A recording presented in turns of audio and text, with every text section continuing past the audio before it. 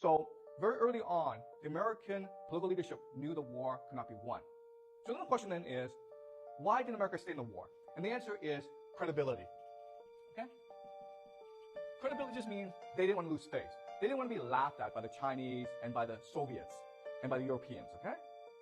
But there's actually another way to understand credibility, and it's what we call the sunk cost fallacy, okay? Have you guys heard of a sunk cost fallacy? And the idea is never ever go into a casino. The reason why is that when you go to a casino and you start losing money, at some point you cannot leave the casino. Why not?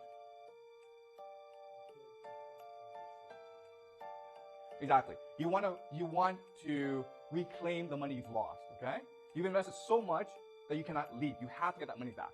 And that's the problem with war. Eventually, you've invested so much, you cannot leave the war. And that's what happened in Vietnam. America invested so much, it didn't want to leave the war because it did not want to admit that all this has been lost. Okay, it's what we call the sunk cost fallacy. And that's why, even though America could not win the war, it still wanted to fight the war. Okay, does that make sense?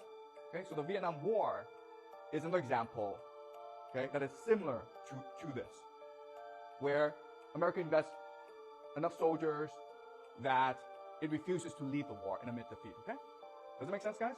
All right.